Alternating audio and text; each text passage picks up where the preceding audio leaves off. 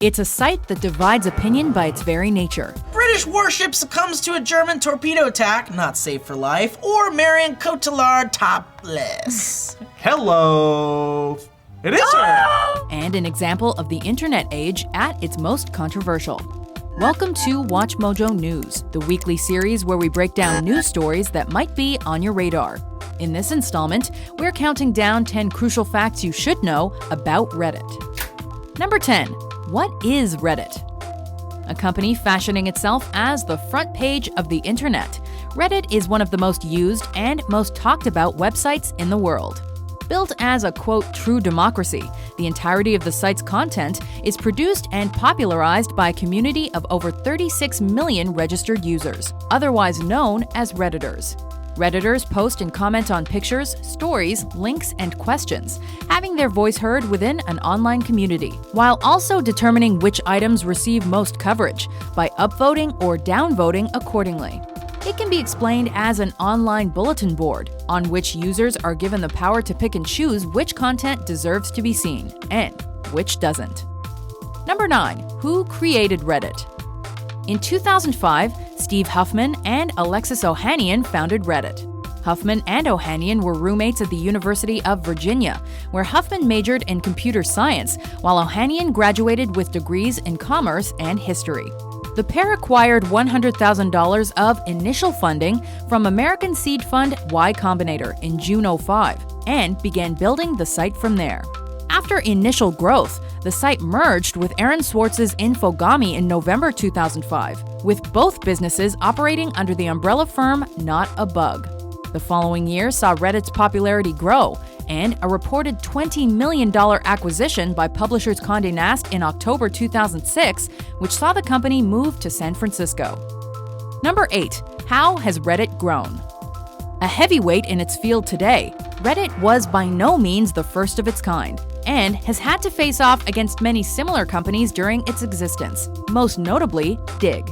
Launched over 6 months before Reddit in December 2004, Dig allowed users an inherently similar experience to that offered by Reddit. One could dig or bury user-generated content in order to view the trendiest, most talked-about material on the web. However, following Reddit's Condé Nast acquisition, the fortunes of both companies began to drift to separate ends of the spectrum. While Reddit steadily progressed, Dig announced an extensive site overhaul in 2010, which would eventually prove to be its downfall, and Reddit's gain. Dig's new look suffered glitches galore, prompting a massive migration from its site to Reddit's. By September 2011, Reddit was able to become operationally independent of Condé Nast, as it looked to grow even bigger by itself.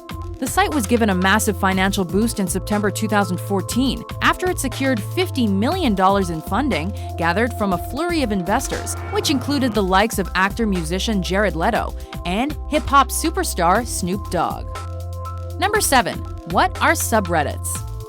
Subreddits are used to split up and sort out the masses of information that pass through Reddit. A subreddit is essentially a specialist section of the website dedicated to a particular topic, where all related user-generated media is posted. Subreddits exist for all manner of subjects, from fitness to philosophy, sports to space travel. The free nature of Reddit means that there also exist subreddits that many users might find offensive, relaying prejudiced views within a public sphere. In July 2015, the subreddit system was actively used against Reddit itself in a form of protest dubbed Amageddon. Site users experienced an effective blackout on July 2nd, as moderators for many of the most popular subreddit communities altered their settings to private, a move made in response to the firing of Victoria Taylor, who had been a leading figure behind the ever-popular AMAs. Number 6. What are AMAs? My dad is a diva, ask me anything? Yeah. I'll go dickless for Michael Chickless, ask me almost anything? Yeah. What is that? AMAs, okay? It's like an interview. It stands for Ask Me Any Time. Wrong. New users on Reddit will immediately notice the site's extensive use of acronyms, with AMA being arguably its best known. An abbreviation of the phrase Ask Me Anything, AMAs are a feature of the highly popular subreddit IMA, where users open themselves up to questions from other users in a form of online press conferencing. A popular part of the Reddit experience for anybody, regardless of their background, AMAs have received heightened attention following various high-profile uses of the feature by famous names within the worlds of film, music, sport, business, and politics. Even U.S. President Barack Obama hosted an AMA session during his presidential campaign in 2012. Obama answered questions on the space program and the issue of internet freedom in particular during a 30-minute stint that more than doubled the site's usual usage levels. Number 5. Who monitors the site? Reddit prides itself on being a vessel for free speech, with largely unaltered and uncensored user-to-user interaction happening every minute of every day. In keeping with this line of thought, the site is governed and moderated by just about anybody who's prepared to do so. Each section or subreddit of the site has been set up and is watched over by a moderator. A moderator can be anybody who cares enough about the subject at hand and is able to manage its particular forum. This approach has, perhaps inevitably, led to many controversial situations where inappropriate, offensive, and occasionally illegal material linked to racism, homophobia, and child pornography, among other things, has made its way onto the site. However, for all the bad, those behind Reddit itself believe that the majority of the site's content has had a positive effect upon the internet and the lives of its users, the AMAs being one of Reddit's foremost examples of how the site can constructively help and entertain. Number 4. Who is Ellen Pao? A relatively new figure within Reddit's history, Ellen Pao joined the company in 2013 and became CEO after the resignation of Yishan Wang in November 2014, just 2 months after the $50 million investment deal had been made. By July 2015, however, Pao had resigned from her position, quote, by mutual agreement, ending an especially controversial tenure. Pao first came under fire following her banning of 5 subreddit communities, including a group titled Fat People Hate, because they'd been used as, quote, platforms to harass individuals. The user backlash branded Pao as a totalitarian, an example of everything that Reddit is against.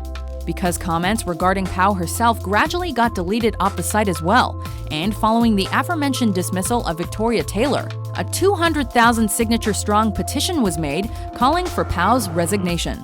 After only 8 months in the role, the Princeton and Harvard graduate stepped aside on July 10, 2015.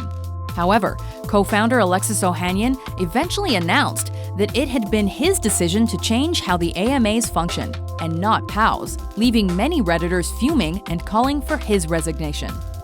Number 3. What are some of the benefits of Reddit? For all of the problems surrounding Reddit, however, there are and have been massive benefits to be had because of the site. A pioneer in terms of web-based philanthropy, there are instances aplenty in which the Reddit community has rallied together for a worthy cause. The site's philanthropic efforts include an annual Secret Santa program, which has become the world's largest, with over 200,000 people participating in 2014. An early 2014 announcement that Reddit would be donating 10% of its advertising revenue to nonprofit organizations voted for by its users, and the site's various attempts at creating a crowd-funded millionaire simply by asking its users to donate $1.